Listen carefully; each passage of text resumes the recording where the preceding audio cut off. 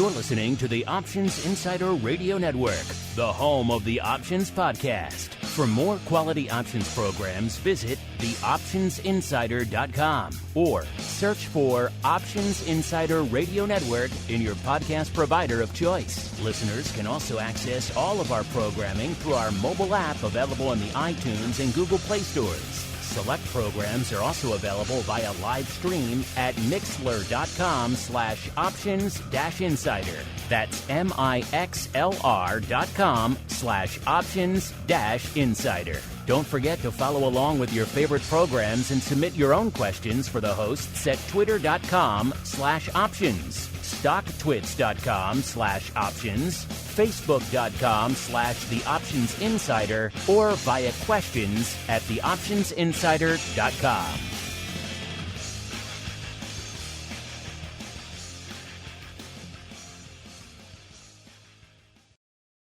It is a dangerous world out there. Volatility is on the rise, and your clients' portfolios are under assault from a growing number of threats. Simple diversification is no longer enough to shield the assets under your protection. Registered investment advisors, financial planners, and asset managers need a new weapon in their war on risk. Welcome to the Advisor's Option, the program designed to arm busy advisors with the information necessary to properly manage risk in this volatile environment. From options education, trading strategies and tips, to industry news and interviews, you'll find it all on the Advisor's Option. The Advisor's Option is brought to you by the Options Industry Council. The OIC was created to educate investors and their financial advisors about the benefits and risks of exchange-traded equity options. For more information on how the OIC can help you implement options in your practice, please visit optionseducation.org. The Advisor's Option is also brought to you by Option Research and Technology Services. ORATS is your source for options backtesting. It's where you turn your ideas into results. Founded on the floor of the SIBO over 2 decades ago, ORATS is a full-service option research firm focused on helping you develop options strategies in line with your investment objectives. With a state-of-the-art backtesting platform, scanning, and implementation tools, ORATS offers end-to-end option strategy development, making the whole options trading process easier. For information about backtesting, scanning options data, including dividends and earnings, visit ORATS.com or email Matt Amberson at matt@orats.com. And now, it's time to learn how to implement options in your practice. It's time for the Advisor's Option. All right, everybody. That music means we are back once again. Time once again for the Advisor's Option, the premier program out there for asset managers, advisors, looking to maybe learn a little bit more about these crazy things called options. You don't want to ask the guy next to you on the desk. You want to learn on your own schedule, at your leisure. Well, we got you covered here on the Advisor's Option. My name, of course, Mark Longo from the THE optionsinsider.com, as well as from, of course, the network upon which so many of you are mainlining these days. Remember, if options education is your go-to, then, of course, we have great shows on the network. Options Bootcamp, all about options education. Options Playbook Radio, also a great educational program. On hiatus right now, but there are still 200-plus episodes of that one to check out. Of course, the Strategy Block segment for the Option Block and many other great educational elements there. So make sure you're checking out the full network if you're not doing so already. If you like what you hear, throw a few stars, a like, a comment, whatever your platform lets you do out there, because it does help new people continue to discover the content. And of course, if you want to go above and beyond, and who can blame you, the optionsinsider.com/pro. Great pro Q&A sessions coming up, including one coming up a little bit after this show, where we're going to delve deep into the world of volatility. So if that's an area that interests you, or you have other areas where you have questions about the world of options, as well as our Options Oddities program, live access to everything we do, great giveaways, and a whole bunch more. The optionsinsider.com/pro, the place to go to learn more. As we learn who's joining us on the old Advisor's Option program this month, I am pleased to welcome back on, once again, my compatriot in all things Advisor's Option crime, Mr. Matt Amberson, the founder over there at ORATS a.k.a. Options Research and Technology Services, a.k.a. the creator of Otto, the new rogue AI taking the options world by storm. Mr. Matt, welcome back to the show, sir. How go things with Otto? Has he taken over the world yet? I was watching what they were calling the godfather of AI, and he's very worried that AI is going to take over. So I might have to just turn the lights out on Otto. I might have to shut off Otto. Was that the 60 Minutes piece they just did? I think so, yeah. I didn't get a chance to watch it, but I heard some clips, and yes, you're right. He was not exactly optimistic. So, yeah, maybe. But now Otto has heard that. You've said that, so he might be coming for you as we speak during the episode. So watch your back. Watch your back as we keep on rolling throughout the episode. And also joining us today to discuss all things advisors and options, including a very fun strategy that may be in his wheelhouse, pun intended. He is the uncleist of Mike's, Mr. Uncle Mike TOSAW from St. Charles Wealth Management. Uncle Mike, welcome back to the Advisor's Option, sir. It has been too long. It has. It's always a pleasure to come here on the advisor side of the show. All right, and let's get going, listeners. A little bit of the old P&L statement. What the heck happened in the options markets since our last episode? Let's find out with the P&L statement. All right, everybody, welcome to the P&L statement, the segment that was born out of the pandemic because so many insane things kept happening in the market, in the world of volatility, and just the options world in general since and indeed between our episodes that we thought we need to spend some time at the top of every episode breaking it all down. Hence, the P&L statement was born. And since the last time we gathered here together on the show, listeners, it's been a tumultuous period for the market. We were seeing a lot of green on the screens. Then Powell and company came along and kind of cut the legs out from under the market, kind of maybe put the lie to a little bit of the maybe rate hikes being moved out into the distance a bit, maybe even a cut sometime next year. People, after listening to Powell, kind of thought the better of that, a little bit more hawkish than perhaps some people were expecting. That kind of cut the legs out of the market for a bit. We saw a lot of red on the screen, vol popping a bit. As we came into end of last week, beginning of this week, we started to see that vol relax and the markets continue rallying. Even with the somewhat startling events playing out over the weekend in the Middle East, we still didn't really see a big sell-off. A little bit of a sell-off coming into the start of the week, but that was really about it. It's been mostly green on the screen ever since then, and vol continuing to come back in. As we're kicking off the old show here, we're seeing the S&P right now, listeners, back north of the 4,300. In fact, back north of 43.5, 43.65. So nice little rally out there again today. And after popping back into a 20 handle last week, VIX now back below a 17 handle, about 16 2/3 out there right now. So kind of hanging out right in the middle of the teens right now, listeners. So an intriguing time. Mr. Uncle Mike, we will start with you, sir, as our guest. What is catching your eye out there in the broad markets from a valuation perspective as well as from a pure vol perspective right now, sir? Well, in terms of the broad markets, the first thing that's catching my eye right now is actually bonds. We had a Columbus Day rally, so to speak, yesterday in the bond market. And so you always wonder, is that something to where it's low volume? Is it going to hold up? Is it going to continue? And, as so far today, the rally is held from yesterday. Now, we did sell off early in the morning today, but as of right now, we're still in a spot to where we're fairly close. I mean, we're down slightly on the day today, but we had a nice pop yesterday in the bond market in the 10-year. And so far it's holding. And so it's going to be interesting to see if it continues to hold. But we'll see where we're at with that. Other things that are catching my eye in terms of the S&P, we are back. We're knocking on the door of 4,400 again. And we've just been in a rally ho mode pretty much since last Friday. And so we were wondering, I know on the Option Block, our other show, great network, by the way, we were talking about if we were going to hold the 4,200 level last time we talked on that show. And we did. And now we're knocking on the door of 4,400. So we've had quite the rally in the markets. And so it does make you look at it, and we were selling off going into over the course of the last couple of weeks. We've been kind of channeling, but we're at the lower end of the channel, if you will, or even below the lower end of the channel last week. And then with the bad news that's happening in Israel, which I don't think is going to end anytime soon, it's actually very concerning on a variety of levels. But with that, markets have rallied on that. So somehow a lot of times the market seems to be able to predict the future in a lot of ways, and this may have been one of those ways. And then the old adage, buy on bad news. And with what's happening in Israel, I can't think of much worse news than that, with the exception of it happening in our homeland in the United States. But it's very bad news. But the market seems to rally off of the bad news, if you will, from where it's happening on that. The other thing of note is that with what's happening in Israel, we are looking at, let me just switch my charts here, and looking at the precious metals, we've actually rallied a little bit along those lines, like with silver, for example, looking at SLV, we're up 5% on that over the last few days. That's really not that big of a deal for silver with the volatility of it. So we got to keep that in mind with where we're at and what we're doing on it.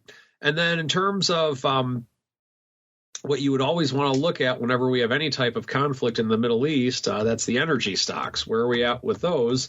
And then in looking at XLE, that's one that's also been a little bit of a rally mode, so to speak, but it's kind of bouncing off the bottom. So in terms of what's lighting up my tape, just monitoring that situation fairly closely. I normally don't like looking at the political news channels, so to speak, but you kind of have to if you want to get the news on what's happening overseas.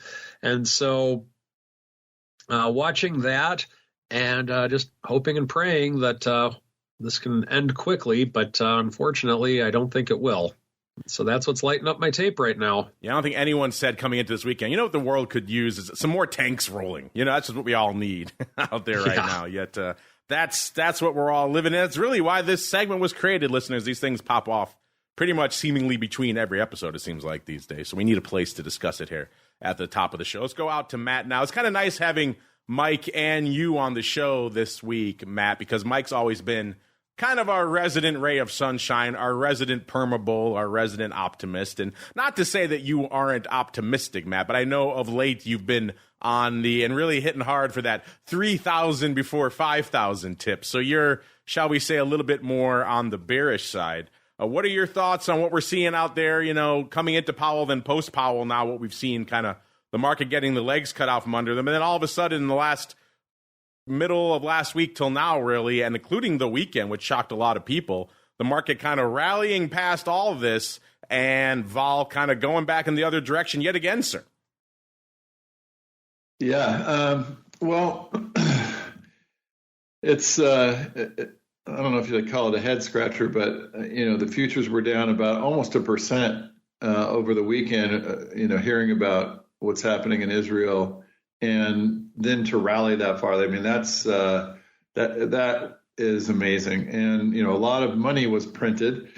So again, we're back to spending is out of control in Washington. The Fed is out of control, printing money, trying to protect the markets. It's going to come home to roost.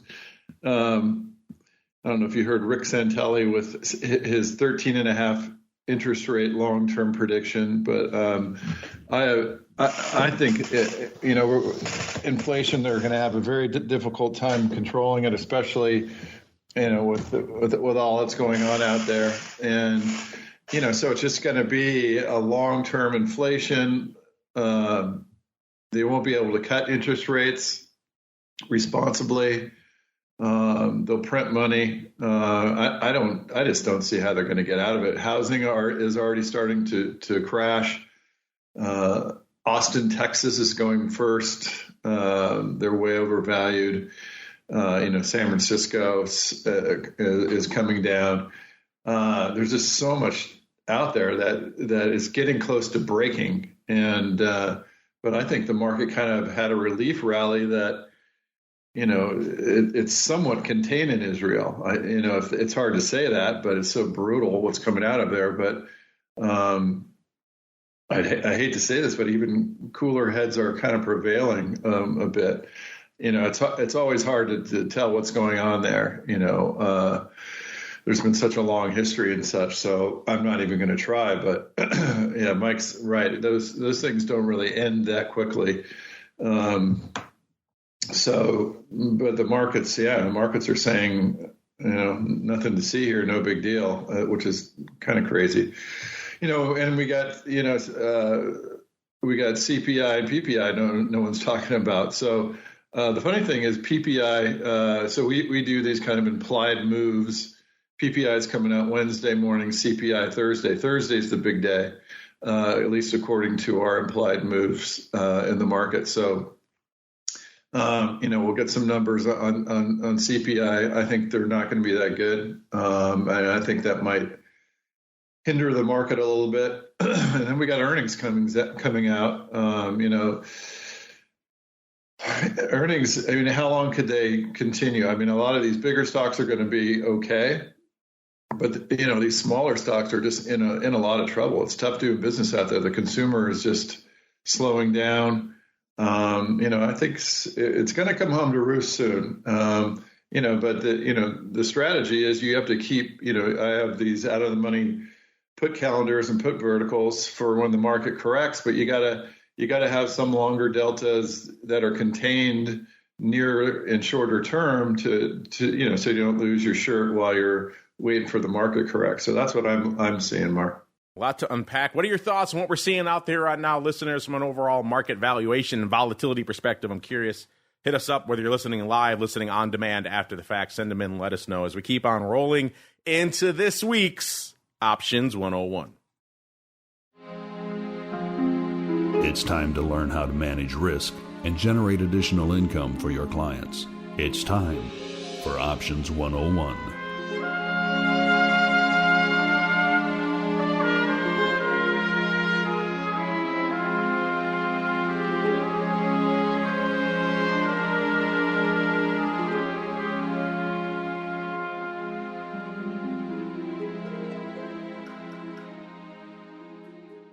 All right, everybody, welcome to Options 101, the portion of the show where we break down an options concept or technique or strategy and explain how you can utilize it in your clients' portfolios. And I had a fun pun at the top of the show when I said today's strategy is indeed in Mike's wheelhouse. But it is, because it is the wheel strategy, the wheel trade. It has many different names, listeners. We called it the Wheel of Death when Matt and I were talking about it. Well, he wasn't down with that time. I was calling it that when we were joking about it a few weeks ago when he joined me on the Options Bootcamp to discuss a little bit of wheel action. But yeah, it is wheel season, it seems like, out there these days, listeners. So it seemed like a great time to explore this strategy on this program as well, because it is so applicable to what so many advisors out there are doing and looking for at the end of the day, looking for a little bit of income, looking for maybe a little bit of capital appreciation, and the wheel tends to nibble at both of those. So I'll get into a more detailed description of it in a second. But first, I want to go around the horn and get everyone's top-level thoughts on the wheel. Do they like it? Do they not like it? And perhaps their views on it. We'll start with you, Uncle Mike. That's one of the reasons you're on here today. You're much beloved, as you call it over there at St. Charles Wealth Management, the triple income strategy. When I say the wheel to you, sir, Mr. Uncle Mike, what leaps to mind? What are your thoughts on this strategy? Well, it has a place.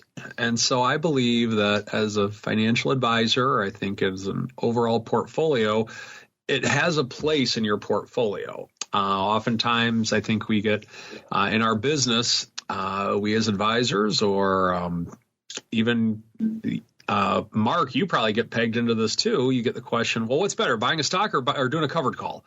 And people always want to know, well, what's better? And so I don't know how you answer that question, but my answer is yes. And so that's how I respond to that. And so I believe that covered calls, to some extent, or as I like to refer to it, volatility has a place in your portfolio. I believe volatility is an asset class, and how you want to define volatility as an asset class, that's a longer topic for another day, but I believe the wheel strategy could be part of the volatility asset class. Now, what does it mean to me? The concept of our triple income portfolio, it is the wheel, essentially. We have our own little things that we'll do for it, which I'll talk about in a second. But the concept is step one, XYZ stocks at $55 a share, let's say. We like the stock at $53 a share. So step one, we sell a 53 put on it.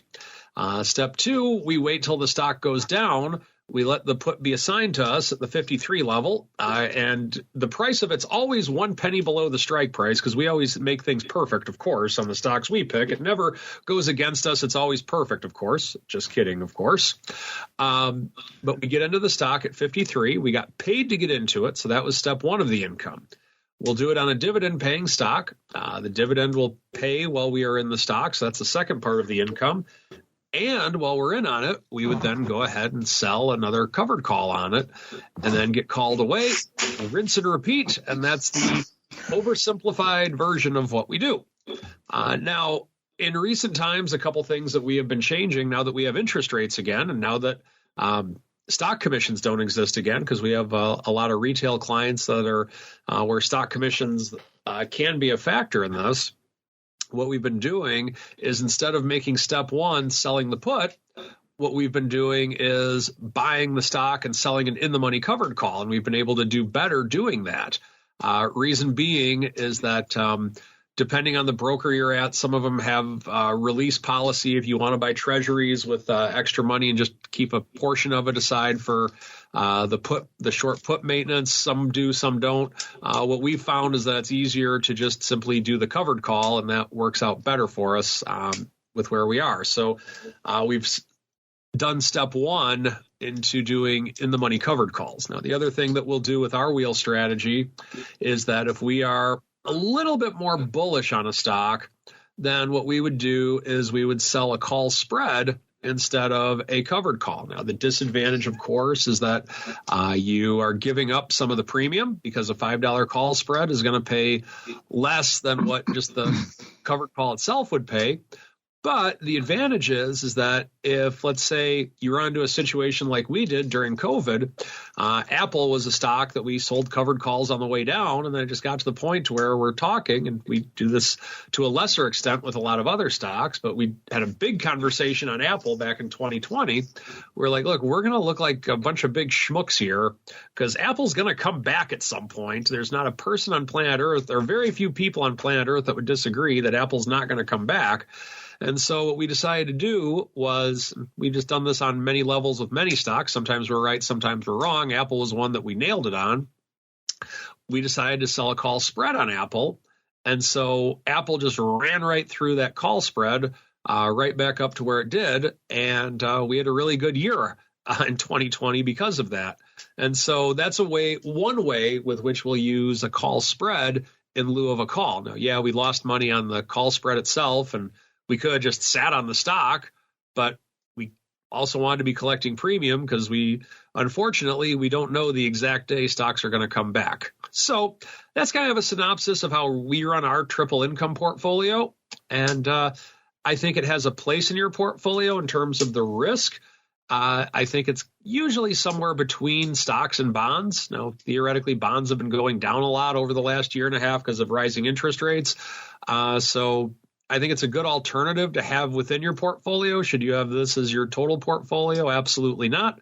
But I do think it has a place dependent upon what your risk tolerance is, what are your long-term objectives, what's your tax situation. I think it oftentimes has a place. So that's my take on the wheel.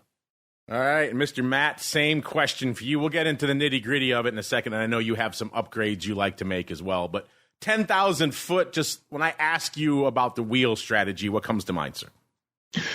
Well, I don't like ever selling naked puts, and I think saying it's cash secured is a misnomer and misleading. So I don't like that part of it. And for the reasons that Mike just brought up, I don't like selling a naked call against it. So I don't like the traditional wheel strategy, but I like things about it, and if you tweak it a little bit, you can make it work. How's that for a short answer for you, Mark? There you go. Tweaks to make it work. All right, let's get into the nitty-gritty of it. Mike kind of broke it down for you listeners. I'll do it in a little bit more detail for you in case you're still confused. What is this wheel thing we're talking about? And we're going to start with the traditional basic. Mike already kind of gave you one upgrade, one tweak that you can do to it. But the traditional wheel strategy, you're an advisor, your client, maybe you are interested in XYZ, everyone's favorite name. is trading for around $100 right now. Maybe your client, you're interested in nibbling if it gets back down to $90. And you think it may have a chance of getting there over the next month or so. And in our example, the 90 strike put is trading for $1. So nice round number. How great is that? XYZ. So plentiful, the premium out there. So you can do a couple of things. You can obviously just work a limit order to buy. You want to buy 1,000 shares. So in this case, you work a limit order to buy 1,000 shares for $90. But we've always discussed in the past how you're not really getting compensated for the risk. And working limit orders in stocks is a risk. We've all seen that played out many times over just recent years. Markets can whip around. You can get hit on these orders, and there's nothing coming in to really compensate you for that risk. Or you could turn around the way we talked about many times on this network and sell a put. So you're effectively doing the same thing, but now you're getting a little bit of an income stream to offset that risk. In our case, you're collecting $1. Remember, of course, at the end of the day, you want to do 1,000 shares. So that's 10 contracts. Every contract is for 100 shares. So $1 times 100 shares for the underlying times 10. That's $1,000 in your pocket for the next month to sell that put. Now, again, you know the deal with short puts. I won't belabor it. If the stock expires below that level, you're getting the stock put to you. Otherwise, you keep that $1,000 and you could rinse and repeat as often as you like out there. We won't get into cash secured things. I know that's a divisive term. We won't get into the margin rates, the opportunity costs. We've discussed all that on the network and on this show in the past. So what makes this the wheel? That's just selling a put. What's the big deal? Well, now let's say you get put to you. Now let's say the stock does expire below the 90 strike. You buy the stock now at the effective price of $89. Now what? Now what do? You could own the stock, sit there, of course. You could maybe decide you don't want it after all. You could let it go. Or you could do the other leg of the wheel, which is now you turn around and say, you know what? I'm long 1,000 shares of this XYZ. It's right around the 90 price right now. I wouldn't mind letting it go again if it goes back up to where it was, back at 100. So in our example, once again, the $10 out of the money call, still trading for $1. Nice round number as an XYZ. It's so nice. So you can do the same thing, same math. You collect $1,000, 10 contracts, times 100, times $1. So you're collecting $1,000 at the end of the day to sell 10 of these 100 strike calls now for $1. And same deal. Stock hangs out around here. Nothing really happens. Rinse and repeat. You collect your $1,000 and you could do it again and again ad infinitum. If the stock rallies now and expires above the 100 strike where you sold that call at the end of the month, then of course your stock will be called away at an effective price of $101, which is of course $100 plus the $1 you collected to sell the call. And now you got paid to get in. You got some appreciation on the way out the door, and you got paid to get out. And that is where the wheel comes in full rotation. And now you're washed your hands of that position, and you could decide what you and your clients want to do from there. Maybe you want to try that trade again. Maybe you want to move on to something else. There's a lot of different moving parts to this and a lot of different factors to determine how and when and why you should do this and on what underlyings. But that is the basic overview of the wheel. Now we'll get into some of the fun. Mr. Matt, we'll start with you. We'll go the opposite of the way we went this time. You mentioned before some of your caveats to even setting up the wheel, which I believe you like to look for underlyings that also have a healthy dividend stream along those lines. So maybe we'll start there. What are some of your criteria you use when deciding which names to establish a wheel on? And then, as you said, you don't like the whole notion of selling the put by itself to begin with. You like to make some tweaks. So then let's get into some of your upgrades, perhaps your wheel 201 or 301, sir. Yeah, and let me just back up one more step, because we've done a large back test on the wheel strategy. And the thing that I learned is it's so important, as Mike was saying, is the timing. Are you going to get it put to you or not put to you? And that's going to make a huge difference on your upside and all that. So the back tests, you have to look at them kind of in mass. You can't look at them at one off, because there is so much difference between owning the stock, getting it put to you, or getting called away for that matter. So we've, if you look on YouTube, we put a new wheel strategy YouTube up, and we go over some of the results, and you could go to our dashboard to check it out. So that's the first thing is it's, there's a lot of kind of luck path dependency to it. So, Yeah. So what kind of stocks? Yeah. So what I'm moving more towards is kind of what Mike was talking about. You want a dividend stock. You want to sell some calls, but not get called away.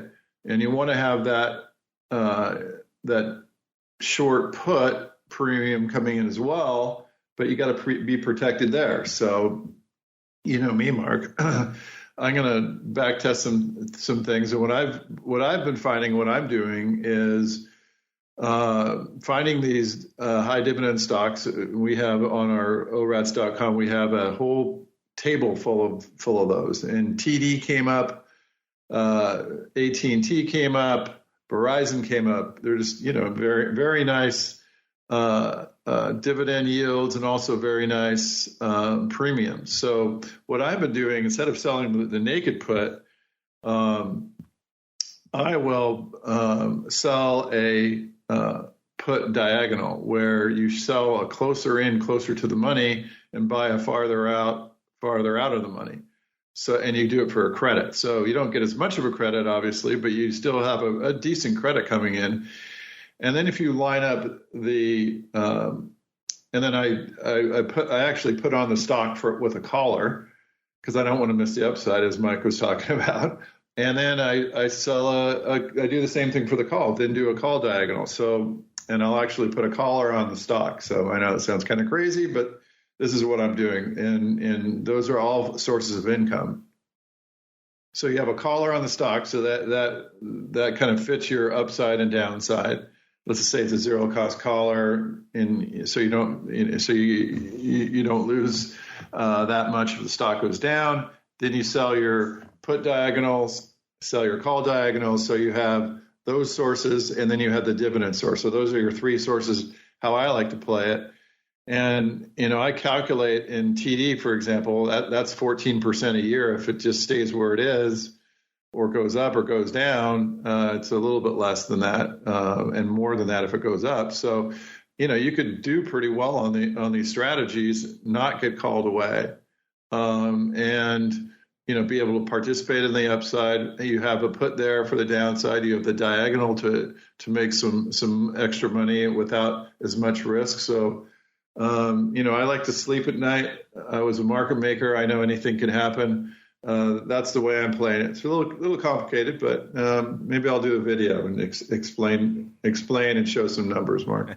There we go. We're getting into Wheel 301. It starts off very simple, listeners, and as you've just learned, you could tweak it and add upgrades in many different ways to make it as sophisticated, as complicated as you want, and also uniquely crafted to suit your needs and your client's needs at the end of the day.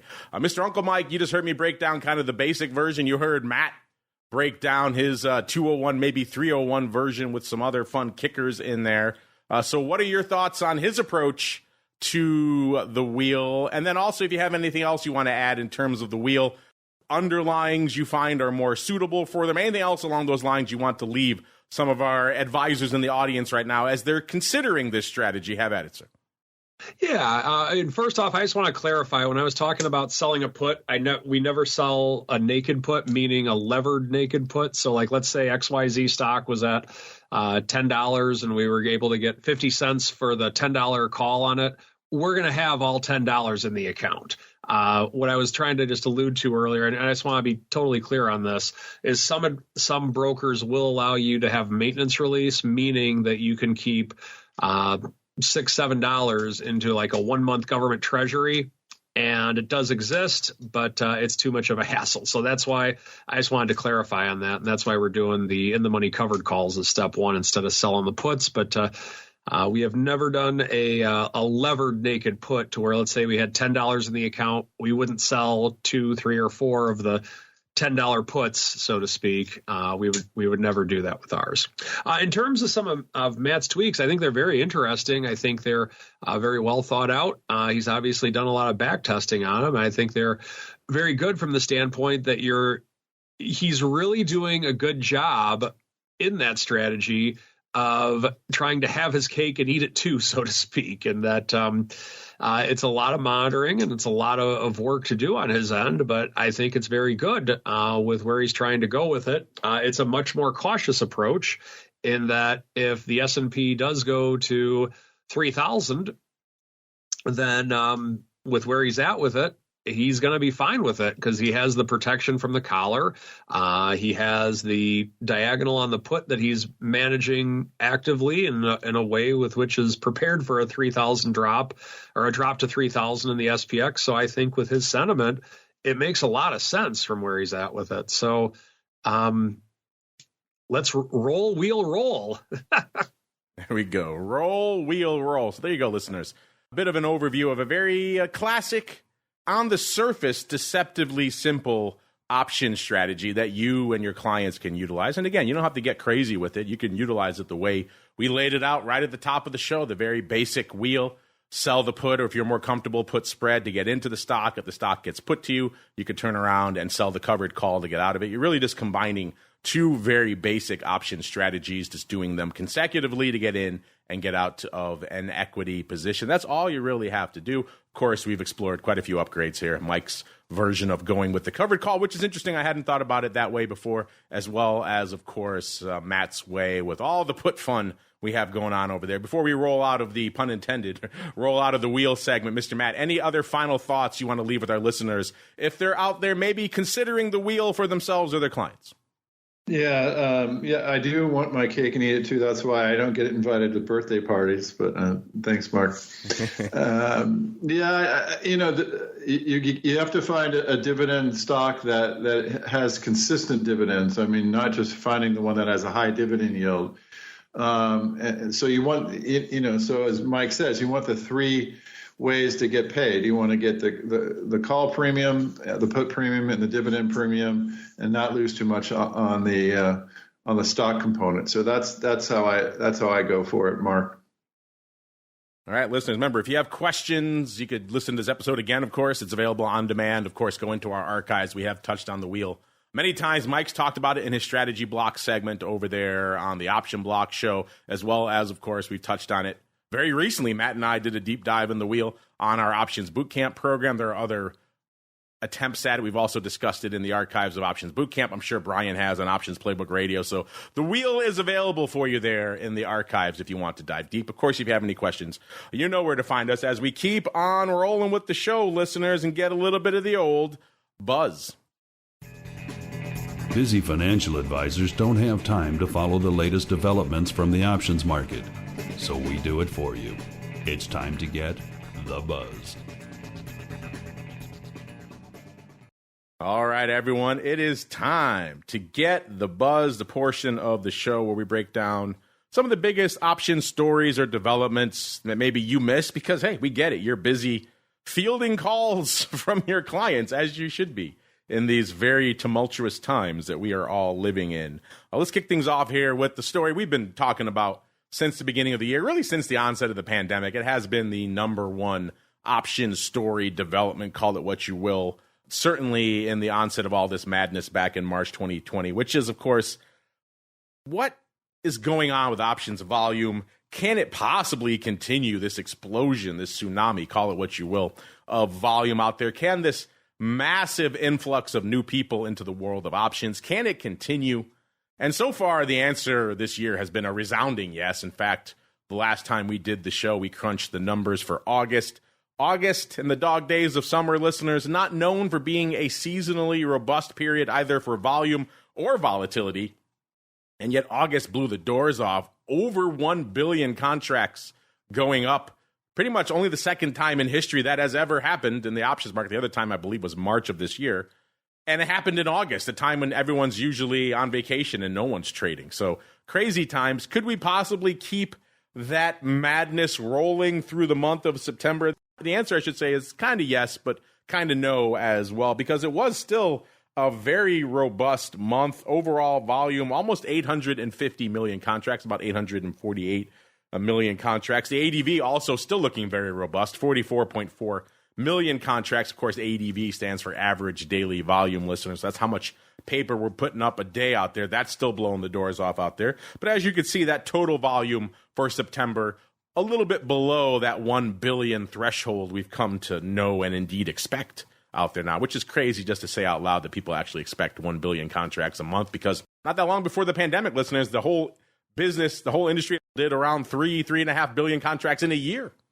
Now we're seeing that 1 billion in a month. It's insane, but that's where we are right now. So how did September stack up to, let's say, September from 2022, listeners? And the answer is lighter, pretty much across the board. Equity options down 7.5%. ETF options down 10.4%. As you mentioned, the total volume down about 7.4%. Even the futures, which are mostly VIX futures that are cleared by OCC, those are even down about 5.3%. The one bright spot, the lone ray of sunshine on the list last month, listeners, was index options. Why is that? Well, of course, we've all been talking about this zero DTE phenomenon that seems like it's lighting the options world on fire. And last month, the zero DTE traders kind of strapped the options world to their backs and said, hey, we'll put up the numbers for you, because index options were up nearly 10% last month in spite of everything else being down. It was about 79.9, almost 80 million contracts going up in the indexes versus about 73 million a year ago. So once again, 0 day making up the lion's share of those gains out there. It's just a juggernaut in and of itself. And that seems to, as the rumors are holding, that the people want to spread it to all sorts of other assets out there. That only bodes well for more volume coming down the pike. So very impressive stuff, even if September not managing to hit that 1B threshold. But again, as we're seeing right now, rallies, some volatility, and then volatility coming off, some shocking events over the weekend. October already seems like it's on pace for a pretty action-packed month. Mike, we'll start with you as our guest, sir. What are your thoughts on the ongoing juggernaut that is the options market? Maybe the surprise we had in August putting up such record numbers, and maybe the subsequent surprise that we couldn't quite match that in September, sir. Well, I mean, I think the zero DTE, of course, is a big factor in that, because when you're trading something every day, that's obviously going to increase volume. But options are something that, at least for the 20 or so years that I've been in the business, it's been increasing every year, and for good reason, and that people are going to want to customize their portfolios more. There's going to be more of an appetite for hedging, for covered calls, whatever way you want to slice it. And so do I think it can continue? Yes. Do I think it will continue? Well, like anything, we'll have ups and downs and ebbs and flows, but I do believe over the long term, 5 years from now, $1 billion won't be a big deal. No, on this pace, we'll be averaging $1 billion a month pretty soon. So, yes, interesting times. Mr. Matt, as our resident 3,000 before 5,000 guy, you've also been a little bit bearish on your outlook for options volume over the last year and change. I think you've kind of dialed some of that back of late, because it seems like the options juggernaut is somewhat unstoppable at this point. But then again, this past month, maybe proof that maybe the worm is turning a little bit out there. What are your thoughts on what we saw in September from an overall volume standpoint, sir? Well, if you think back to last September, the 2022, that market got whacked, and there was a ton of volume. So that's not even that great of a comparison.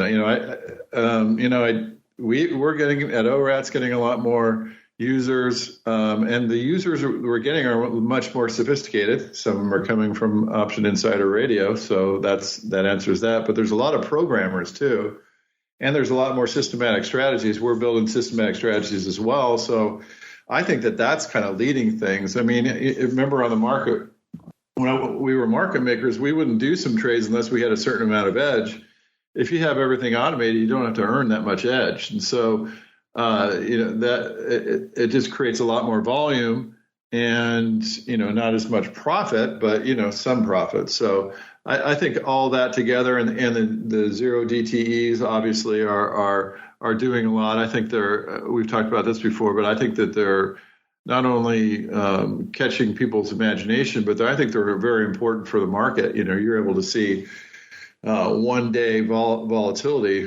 We're implying moves on the CPI and PPI, and saying what's going to move more. And in this case, it's the CPI, but you could do that because you have 1 day expiration. So there's a lot of important things for the economy, for finance, for investors in the zero DTE. And, I think it helps the overall market liquidity. Because it helps market makers balance their books better. So I think all that together has led to, a lot more volume. and better markets out there, more liquidity. We trade a bunch of different stocks. Our clients trade a bunch of different things. I think the market's getting a lot better, Mark. So yeah, it's boding well for the industry. You are quite the convert to 0-day. Just listen, I think it was Options Bootcamp a few weeks ago, listeners, or maybe it was Options Oddities on the pro side, where you hit that bullseye on your 0-day fly. Just listen to the joy in your voice on that one if listeners want to hear how much of a convert to 0-day Mr. Matt is. Are you a believer in this volume train, listener? You think it can keep rolling, or maybe has the train finally left the station and maybe things are going to slow down? I'm curious. Hit us up. Let us know as we keep on rolling into the earnings volatility report. Earnings announcements can move markets, but what is the options market telling us about upcoming earnings events? Let's find out with the Earnings Volatility Report. All right, everyone, welcome to the Earnings Volatility Report, another segment that was born out of the pandemic because Matt and I were both just so flabbergasted at how little earnings volatility really mattered for anything anymore. It didn't matter what these names were saying post-pandemic. Vol just came in crashing down across the board. Of course, we have seen that change now. But coming into this year, earnings were still very much a big story, very much a big driver for the market because everyone kept saying, okay, Q1 is when we're going to see the recession start to make its impact felt. Didn't really quite see that in the Q1 announcements. Okay, Q2, cycle for Q2. Here we go. This is where we're going to start seeing it. And didn't really quite see it in Q2. Now here we are coming into the Q3 cycle. The wheel, pun intended, is coming back around again. We're kicking it off. I believe we have financials popping off tomorrow, and then we're right back in it yet again, listeners. So the earnings gift just never stops. The earnings horse can't stop it. It's out of the barn. It's gone out there. It keeps coming back again and again. So if you miss one trade on the earnings front, nice, because there's always another one right down the road here. But Mr. Matt, we'll start with you as the keeper of our earnings data. We now have Q2 cycle pretty much in the can. Any final thoughts there? And then maybe some surprises that kind of came across your radar as you were crunching the numbers. And then B, now that we're ready and set to dive into it yet again for the Q3 cycle, what are you looking forward to there? Yeah, so I'm looking forward to, what happens in earnings season is, and we saw this in COVID, if it's very volatile out there, it raises the implied volatility of all stocks, and the differential implied volatility addition for earnings stocks tends to not pay for itself. I don't know if I said that clear or not, but in very volatile overall markets, earnings isn't as important, and the straddle owners don't do as well. So, it's now we're kind of in a medium, I'd call it, VIX, falling VIX, but so that might bode well for the earnings season, meaning, when we say bode well, we say, how did the straddle owners do? Because we're always wanting to root for the underdog, Mark.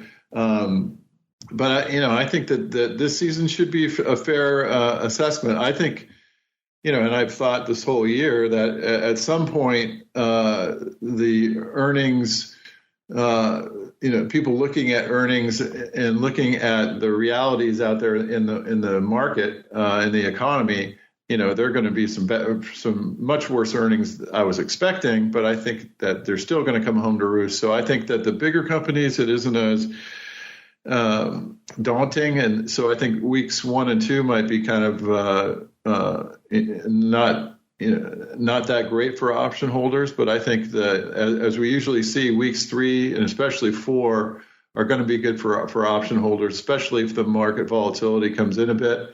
So that's kind of the overall look I have at it, Mark. And Mr. Mike, I know you're not a big earnings watcher, but even you hear the persistent drumbeat coming into the start of the year that, hey, earnings are going to really derail this market. They're going to be apocalyptic. And so far, through 2 cycles, that has not been the case. Or have you been surprised at maybe the resiliency we're seeing from some of these names that have been reporting? And then what are you looking forward to or maybe dreading coming up from the next round of earnings, sir? I can't say I'm really surprised, just because of the fact that on Main Street, or at least in Main Street, St. Charles, I should say, people are spending money, and I see people out. I see people in restaurants. It's always a long wait to go to any restaurant. And it's always a long line if you want to get groceries or go to the Home Depot or whatever. So people are spending money. And the question becomes, what money are they spending? Are we going to come home to roost pretty soon, as Matt says, or is the economy really that good, and are people going to continue to do well? But from the standpoint of, am I surprised? No, I'm not, because of just seeing people out like they are. Now, what's scaring me? Well, a lot of things scare me. I'm afraid of clowns. No, just kidding. But in terms of some of the earnings that would scare me, what does scare me is the fact that all those people that you see out right now, are they just habitual spenders that are spending money that they don't have anymore? So, for example, during COVID, when all the free money was out there, so to speak, and people are going and stimulating the economy by spending money and in turn causing inflation, it was their money because it was given to them a lot of times. However, when you get in the habit of buying those extra groceries, of buying that extra clothes, or whatever the case may be, it's hard to break habits, especially when habits feel good. That's why we have smokers in our society, apparently. But my point is that what I am fearful of would be on more of a macro level is, are we going to be broke again as a society? Meaning, are all of the consumers going to spend all the money that they had? And has this economic stimulus that we had a couple years ago, has that created poor saving habits? And if it has, that does scare me. But with that being said, we do live in America, and America will come through, I believe. And you know what else comes through all the time, listeners? It's your mail. Let's get to it now. A little bit of the old office hours. It's time to answer your pressing questions about options. It's time to start our office hours. You can become a part of this segment by leaving a question on theoptionsinsider.com, emailing us at questions@theoptionsinsider.com, or via social media at twitter.com/options, facebook.com/theoptionsinsider, or stocktwits.com/optionsinsider. All right. Welcome to the Office Hours, listeners, a portion of the show where you folks take the reins with your questions. This episode's question comes from Andrew. Sounds like he maybe is a budding advisor. He wants to know which exam offers the best preparation for options trading, Series 7, 63, CTA, or something else. My short answer to this, Andrew, is none of them. They all suck when it comes to options preparation. I've yet to hear of an exam that really goes deep into the world of options. In fact, that's why our friends on this show, the OIC, a few years back, they really tried to make a play at some sort of options certification exam. And the exchanges and others pushed back, really post-Madoff. That's what killed that, because no one wanted to certify someone as an options-oriented advisor who then goes out and blows everyone out with some high-risk strategy. So you can blame another thing on Madoff, and that is the lack of any sort of real specific options certification or exam. They had a few one-day courses. You could have a little bit of a shingle you could hang on your wall from those, but right now there really is no options-centric exam. That said, I have not taken any of these, so I will open up the floor to Uncle Mike and Mr. Matt, who have taken at least several of these each. Maybe we'll start with you, Mr. Mike, as our guest, sir. He wants to know, which of these do you feel prepares him the best for options trading? Some of these ones he lays down, or perhaps something else, sir? Well, so throughout my career, at one point, I have held the Series 3, the Series 4, the Series 6, the Series 7, the Series 63, the Series 65, and all 4 insurance licenses. The only ones that I have now are the Series 65. I've dropped all the other ones. I do still have my insurance license. I don't really do a lot with it, but I do still have it. And the reason is that, number one, the Series 7 back in the day was pretty heavy in options, probably about maybe 40% of it. But I don't feel that what I learned from that test or the studying of it made me a better option trader or had more knowledge or had more. I don't ever recall it working, and keep in mind, this is 15, 20 years ago that I took it. I don't recall it saying, well, how would volatility affect this? And how about this, that, or the other? It was all it was a lot of basic questions to where at the time I was just a trader. I traded options myself. So I aced it and it was very easy for me, but it didn't really help very much. And if you do trade options somewhat frequently, it wouldn't really help you either. And now, from my understanding of the Series 7, they don't really have, it's not near as option-centric on there. And on top of that, you're going to have to get registered as a broker as opposed to an advisor. So I guess it just kind of depends on where you're going with it. My short answer is that those tests really aren't designed to help you become a better option trader or option expert. So I would focus on, how do you want to charge people? How do you want to make money? That type of thing. Determine your licensing that way. And if you're looking for a certification, I don't know of one. Whenever I tell people about my option trading expertise, I tell them it's Real World 101, and I'm a host on the Option Block. So that's how I do it. So I really don't know of a certification that gives you that. Yeah, again, blame Bernie for that one. Mr. Matt, anything you want to add there for our listener, Andrew, who wants to know which of these, if any, prepares him the best for options trading? Yeah, I went to graduate school heavy on finance. I have a CPA, CFA. I'm a registered investment advisor. They don't do anything for that, but I wouldn't look at testing. The most I learned was just from trading myself, and then a lot of these market maker, they had classes, so I had to teach my market makers that I backed. But Group 1 had a good one. So Andrew and those guys at Option Pit, they're doing a lot. And there's some good books out there. Trading Volatility by Colin Bennett, I thought was pretty good. But there's a lot of there's some decent YouTube videos to watch. But a mentor is great. And then just start trading small. Look at a lot of back tests. Get a lot of good data. Try to find your niche. That's what I'd say, Mark.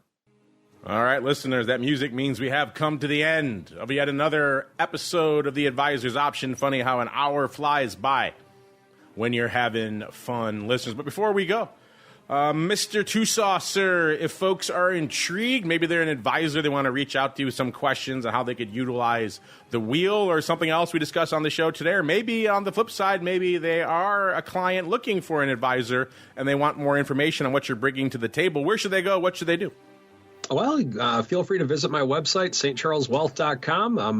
My niche, so to speak, is option volatility as part of the portfolio. I'm also an enrolled agent, so I do tax planning for my clients as well. Feel free to follow me on Twitter at Mike TOSAW. And if you are another advisor and you're looking for someone to trade covered calls for your clients, we do have our SMA programs that we have as well. So just reach out to me, stcharleswealth.com. And Mr. Matt, while you're busy powering down Otto, I'm glad to see you survived the episode, sir. If folks want to learn more what you have cooking over there in the land of ORATs, where should they go? What should they do? Oh, that's interesting. I didn't know that Mike did cover calls for SMA for other advisors. That's cool. I get asked that sometimes. So come on over to ORATs to see our stuff, including that 150,000 wheel back tests, and we're going to get to 1 billion back tests for everything else. So you could go on. It's really cool. It's too much to get into. We have a new market intelligence tab.